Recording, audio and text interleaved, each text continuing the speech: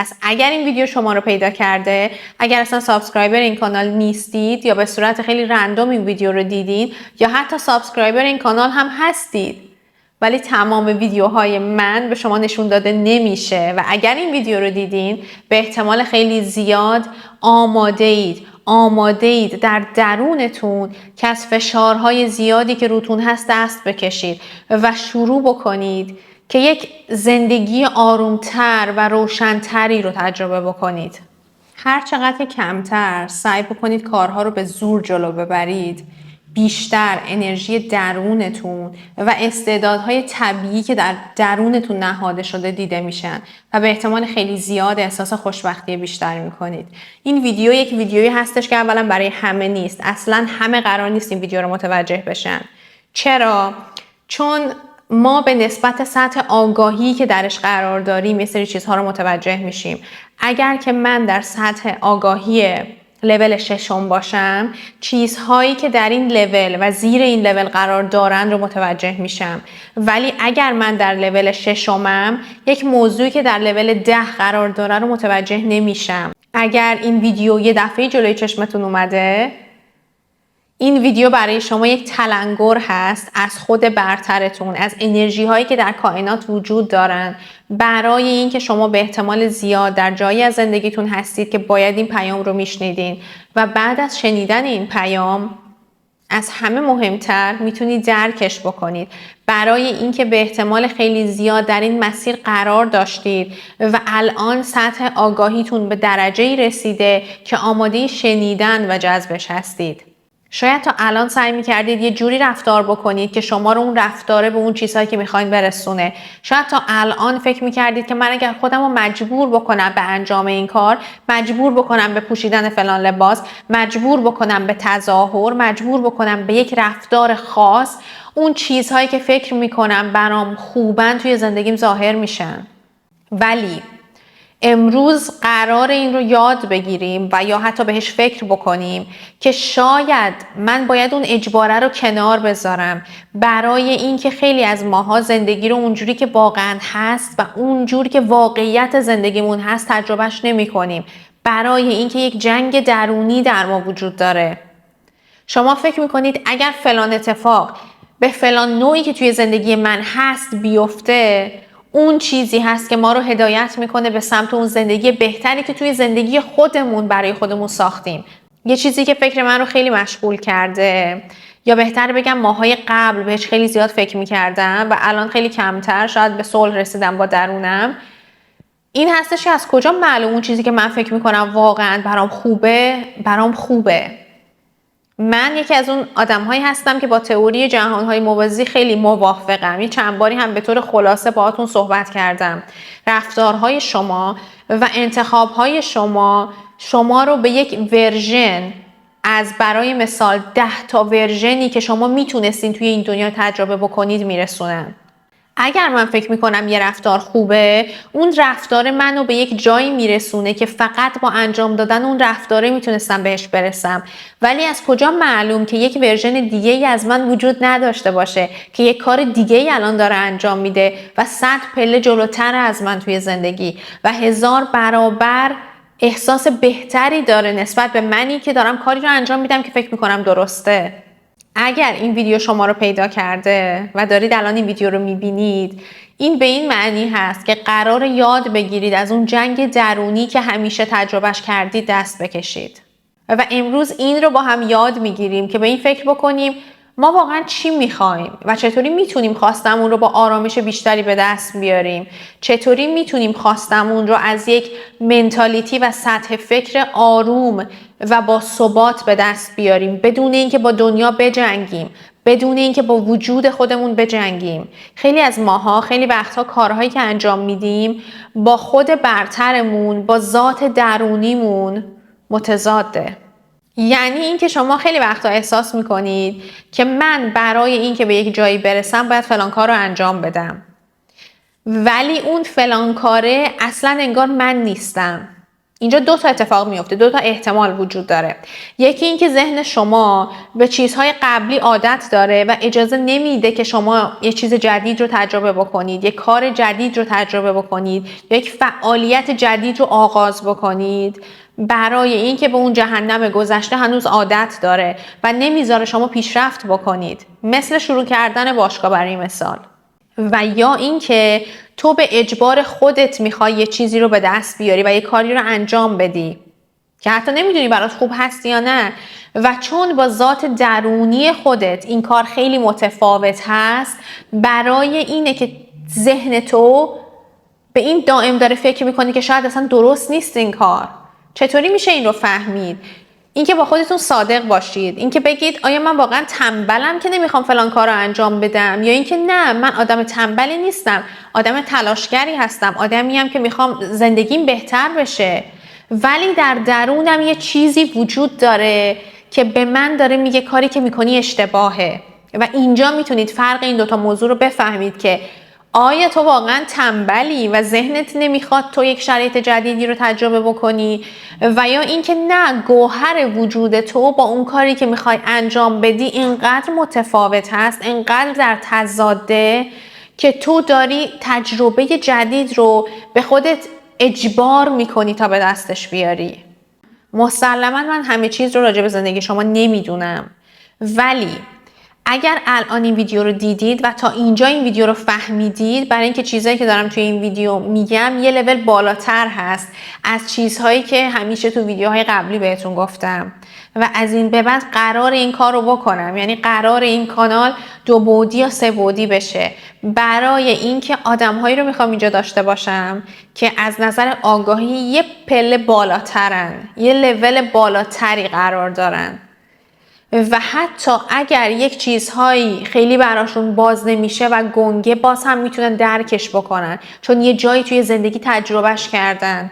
اگر الان دارید این ویدیو رو میبینید، یعنی شما همین الان خیلی چیزهایی رو در وجودت داری که تو رو قوی ترت میکنن، چیزهایی که بهشون نیاز داری که داشته باشیشون تا قوی بشی. تمام اون چیزها رو همین الان در درونت و در وجودت داری. این چرا مهمه؟ برای اینکه زندگی ما گاهی خیلی سخت میشه. و این سخت شدنه یعنی چی؟ یعنی اینکه هر تجربه‌ای که ما توی زندگیمون به دست میاریم یه چیزی رو میخواد به ما یاد بده. حتی اونایی که سختن، حتی اونایی که دردناکن، حتی اونایی که ناراحت کنندن. من خودم به شخصه دوره‌های خیلی سختی توی زندگیم داشتم. دوره‌های خیلی سختی رو توی زندگیم پشت سر گذاشتم و مطمئنم شمایی که الان دارید این ویدیو رو میبینید هم همینطور بودید. یه جایی احساسش کردید. آدم‌ها بدون گذر از بالا پایین‌های زندگیشون به این مرحله از آگاهی نمیرسن. وقتی اجازه میدیم که دوران سخت رو تجربه بکنیم، یعنی اینکه خودمون رو برای دوران خوب هم آماده میکنیم. تا زمانی که پایین ترین نقطه زندگی رو تجربه نکنید، هیچ وقت قدر و ارزش بالاترین نقطه زندگی رو نمیدونیم. تنها کسی شکرگزار بهترین روزای زندگیش میتونه باشه که بدترین روزا رو تجربه کرده. اگر تو توی زندگیت همیشه همه چی خوب بوده، تو دیگه قدر اون خوب بودن رو نمیدونی، چون تو اصلا یک چیزی برخلاف اون و متضاد اون تجربه نکردی. تمام آدم هایی که توی ناز و نعمت غرقن ولی ناشکرن، اکثرا به همین موضوع دچار شدن، چون هیچ پایینی رو توی زندگیشون تجربه نکردن یا پایین خیلی کمی رو تجربه کردن، هیچ نظری راجع به بدترین شرایط ندارن. ولی اینجا اتفاقی که میفته این هستش که بعضی وقتا ما خیلی زیاد رو چیزای بد تمرکز میکنیم. و میخوام بهتون بگم این ویدیو رو اگر میبینید به احتمال خیلی زیاد آماده اید که از یک وضعیت سخت توی زندگیتون عبور بکنید. خیلی وقتها ما خیلی روی مشکلاتمون تمرکز میکنیم و فکر میکنیم که اگر اون مشکلات رو حل بکنیم همه چی توی زندگیمون درست میشه.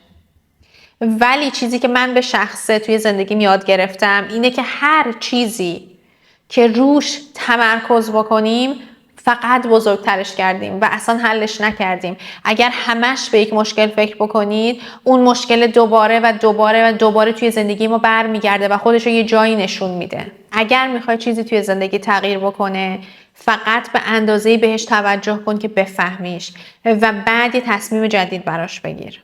مثلا اگر با کسی مشکل دارین، اتفاقی افتاده، اختلاف نظر دارید، یک آدمی اذیتتون میکنه، آزارتون میده، اولین کاری که انجام میدید این هستش که احساساتتون رو قبول میکنید و به هیچ عنوان سعی نکنید که احساساتتون رو نادیده بگیرید، زیر فرش قایمش بکنید، توی یک اتاق تاریک بذاریدش، در رو روش ببندید. نه، احساساتتون رو نسبت به هر چیزی توی زندگیتون قایم نکنید، نادیده نگیریدشون.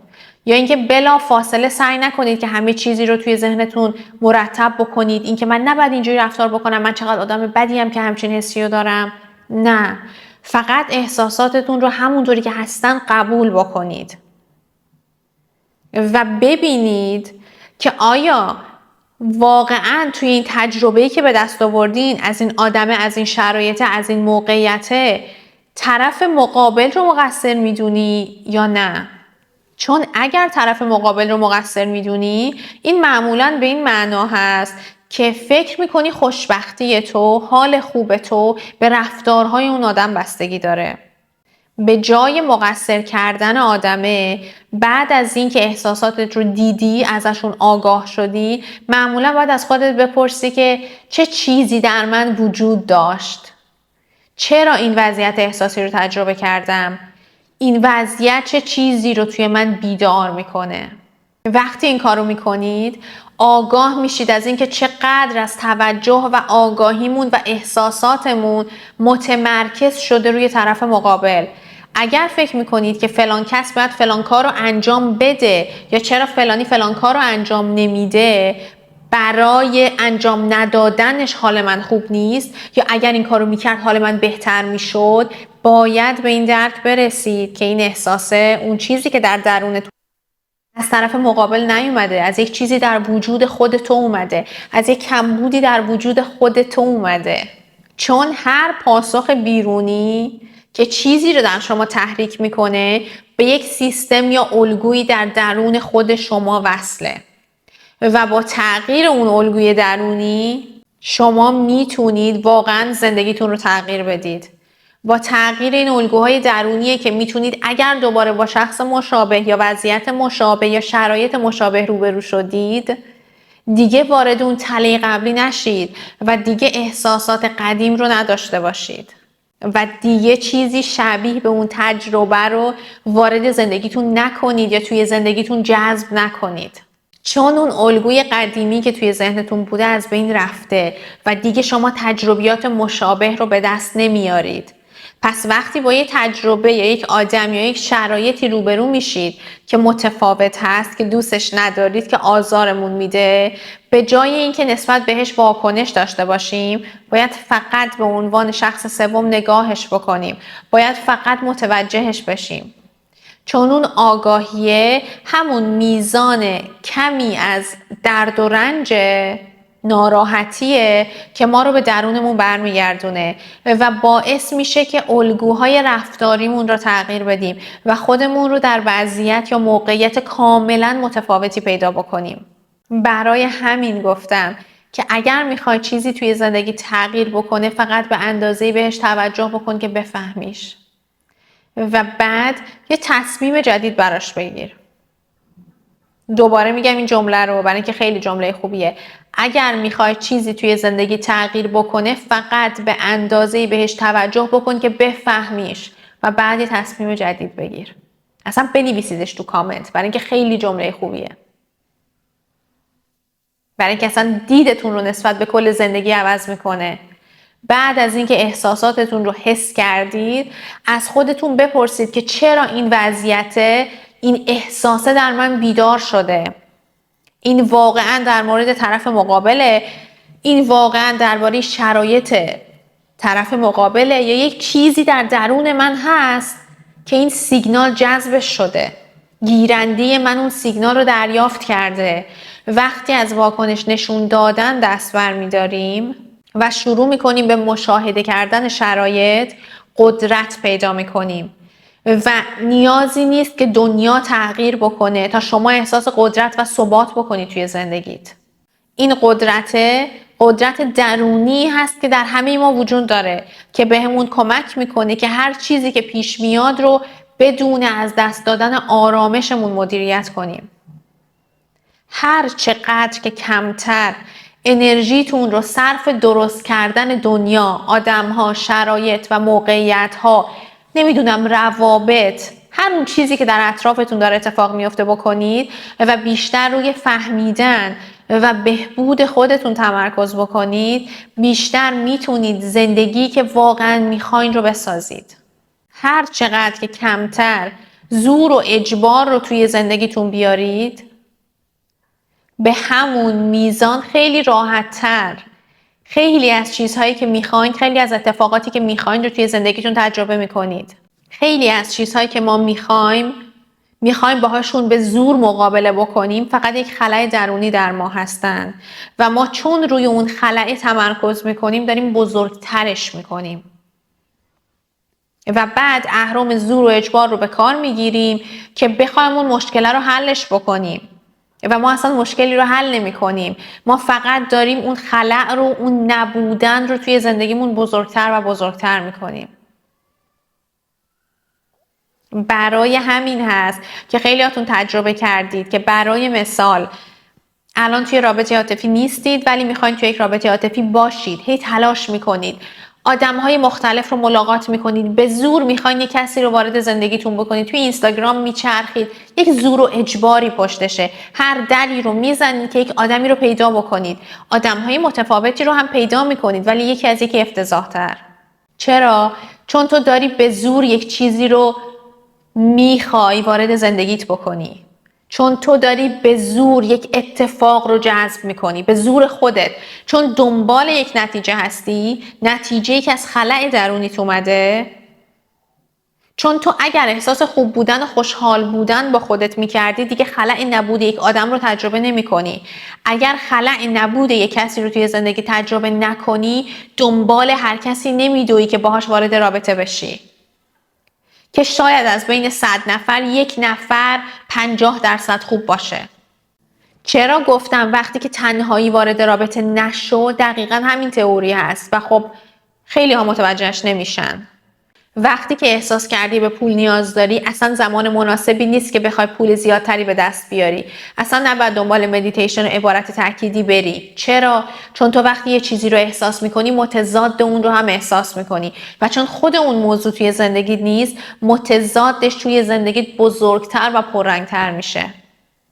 و تو وقتی دنبال اون موضوع بدویی، یعنی به اجبار داری تضادش رو توی زندگیت پررنگتر میکنی. برای این گفتم که اگر تنهایی، اگر داری از تنهایی رنج میبری، اگر ناراحتی و با خودت حالت خوب نیست، با خودت خوشحال نیستی، هیچ وقت وارد یک رابطه نشو، برای اینکه از بعد خلأ آدم‌ها رو جذب خودت میکنی و این آدم‌ها یکی از یکی بدترن.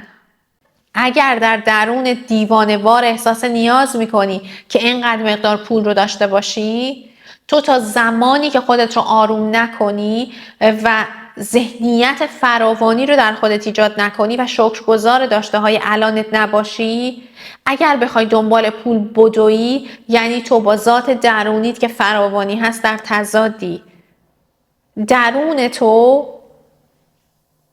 پر از فراوانیه ولی چون ذهن تو پر از خلأ نداشتنه، در یک تضاد بزرگی، خلأی که در تو وجود داره، اون تله‌ای که در تو وجود داره بزرگتر و بزرگتر میشه، چون تو داری روش توجه بیشتری میکنی، روی هر چیزی که تمرکز کنید بزرگترش میکنید. برای همین گفتن روی شرایط بد به اندازه تمرکز بکنید که از وجود اون شرایط آگاه بشید و به محض اینکه آگاه شدید برید دنبال این بگردید ببینید که من توی وجودم چی دارم که دائما دارم همچین چیزهایی رو جذب میکنم، دائما دارم با همچین چیزهایی دست و پنجه نرم میکنم. من تا زمانی که اون بعد وجودم رو آروم نکنم و با ذات درونیم، با خود برترم، با اون انرژی که خداوند در وجودم قرار داده همسون نشم و نپذیرمش و شکرگزار کمترین داشته های زندگیم نباشم، من اصلا نمیتونم چیز دیگه ای رو به دست بیارم. و چقدر این ویدیو مهم هست برای اینکه تمام ویدیوهای قبلی من یه جوری دارن بهش مرتبط میشن. توی این ویدیویی که این بالا براتون میذارم گفتم که تصویرسازی نکن و خیلی ها این ویدیو رو نفهمیدن و خیلی اومدن نوشتن که تو که میگفتی تصویرسازی بکن، چرا الان حرفتو عوض کردی، چرا 100 تا حرف میزنی. این ویدیو یکی از اون ویدیوهایی بود که برای سطح بالاتری از آگاهی توی این کانال گذاشته شد و خیلی ها متوجهش نشدن و من قرار از این به بعد خیلی بیشتر از این نوع ویدیوها بذارم که شاید برای خیلی ها گنگ باشه، ولی 10% که پیام این ویدیو رو گرفتن یعنی که الان در یک مرحله بالاتری از آگاهی دارن به سر میبرن. گفتم تصویرسازی نکن، چون اگر در وجودت خلأ بزرگی داری، اگر به زور و اجبار داری یک کاری رو انجام میدی که یک نتیجه‌ای بگیری، این زور و اجبار با تلاش فرق داره. یه وقتی من دارم تمام تلاشم رو میکنم که نتیجه بگیرم و حالم خوبه، یه وقتی هست که من دارم تلاش میکنم ولی مثل یک سگی میمونم که دنبال استخونه داره جلوتر از من میره و من همچنان لهله زنان دنبال اون استخونه دارم میدوام. هیچ جایی از این زندگی قرار نیست من یک تجربه خوبی از این استخونه داشته باشم و لذت ببرم و حال خوبی داشته باشم. تو تلاش میکنی که بهش برسی و حالت خوبه. اگر تلاش میکنی و بعد حالت خوبه، خوشحالی، یعنی این که در جای درستی از زندگی هستی، یعنی که کاری که داری انجام میدی با گوهر درونی تو، با ذات تو هماهنگه. ولی اگر هر روز داری دنبال یه چیزی میدوی و ازش داری دورتر میشی، شاید داری با زور و اجبار دنبالش میکنی. شاید اصلا شخصیت درونی تو متضاد هست با اون چیزی که میخوای. برای همین بهتون گفتم برید ببینید کجاهای زندگیتون دارید یه چیزی رو بیش از اندازه و دیوانه‌وار با اجبار میخواید به دستش بیارید. با اجبار میخواید نگهش دارید. چه آدم‌هایی توی زندگیتون هستن؟ تو چه روابطی هستید که مجبورید بیش از اندازه از خودتون مایه بذارید که اون شرایط رو نگه دارید، اون آدم رو نگه دارید؟ این دقیقاً همونجاست. این یعنی که اون آدم به احتمال زیاد اصلا آدم زندگی تو نیست، چون اگر بود تو لازم نداشتی اینقدر خودت رو بکشی که اون آدم رو نگه داری. تو اصلا لازم نداشتی که اینقدر به این آدم باج بدی بیش از اندازه که توی زندگیت بمونه، که در کنارت بمونه. این فرقش هست. اگر روی چیزهای منفی و مشکلات تمرکز بکنید اون رو بزرگتر میکنید. هر وقتی که دنبال یه چیزی تو زندگیتون میدوید مثال سگ رو به خاطر بیارید. سگ برای من یکی از عزیزترین موجوداته، ولی وقتی که یه چیزی رو دنبال میکنن با تمام وجود میرن که برسن. وقتی که دارید بیش از اندازه تلاش میکنید واسه یه چیزی و چیز با ارزشی رو به دست نمیارید، یا حال خوبی ندارید، یا نتیجه این تلاش رو هیچ وقت نگرفتید، شاید باید به این فکر بکنید که این کار ممکنه با گوهر وجود من متفاوت باشه. هر جایی که توی زندگیتون احساس کردید که من دارم یه چیزی رو زور میکنم تا به دستش بیارم، تا نگهش دارم، به احتمال زیاد یه جای کار میلنگه. و این به این معنی نیستش که حالا اگر که دارید برای یک کاری رسیدن به یک چیزی تلاش میکنید، دوبار تلاش کردید به دست نیاوردید باید ولش بکنم. نه اصلا. برای همین گفتم که این ویدیو برای یک سطح بالاتری از آگاهی هست. آدم هایی که تو اون لول آگاهی هستن الان دقیقاً فهمیدن که من چی گفتم. روی مشکلاتتون به اندازه‌ای تمرکز بکنید که ازشون آگاه بشید. به محض اینکه ازشون آگاه شدید، از یک زاویه بالاتر، از یک بعد دیگه بهش نگاه بکنید و ببینید که توی وجودتون چه خلایی دارید که اون مشکل رو دارید بزرگتر میکنید، که اون مشکل رو دارید جذب میکنید، که اون مشکل داره بیشتر توی زندگیتون اتفاق میفته. به محض اینکه ازش آگاه شدید، باید سعی بکنید که وجود خودتون رو آروم بکنید و دیگه خودتون رو بیشتر هول ندید برای این جدال بیپایانی که ممکنه درگیرش شده باشید. اگر تا الان خیلی استرس داشتید و به داستانهای قدیمی زندگیتون چسبیدید و نتونستید رهاشون بکنید، این ویدیو یک فرصت جدیده که از یک زاویه دیگه بهشون نگاه بکنید.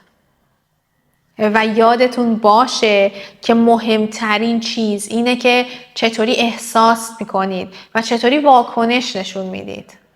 و این دوتا از اصلی ترین چیزهایی هستن که اگر بتونید کنترلشون بکنید، قدرت واقعی شما رو توی زندگی بهتون میدن. یک کمکی از بالا به قضیه نگاه بکنید. یک کمکی از بالا به مشکلات نگاه بکنید. از بالا به اتفاقات زندگیتون نگاه بکنید به عنوان یک شخص سوم. وقتی از بالا بهشون نگاه میکنید خیلی راحت میتونید متوجه بشید که آیا واقعا این شرایط اتفاق افتاده یا اصلا من اون شرایط رو هزاران برابر توی ذهنم بدتر کردم. من دارم براش تلاش میکنم و از رسیدن بهش خوشحالم، یا اینکه من فقط دارم دنبال یک استخونی میدوام که توی راه همش دارم تشنه تر میشم، همش دارم ناراحت تر میشم، همش دارم آسیب بیشتری میبینم. مشکلاتتون رو تا اندازه بزرگ کنید که بتونید حلش بکنید. از یک جایی به بعد بزرگ کردن صورت مسئله به حل اون مسئله کمک نمیکنه. گاهی اوقات پیدا کردن خلاهایی که در وجود ما هستن خیلی سریعتر باعث میشن که کل داستان عوض بشه تا اینکه بریم سراغ تک تک مشکلاتمون و بخوایم یک به یک حلشون بکنیم.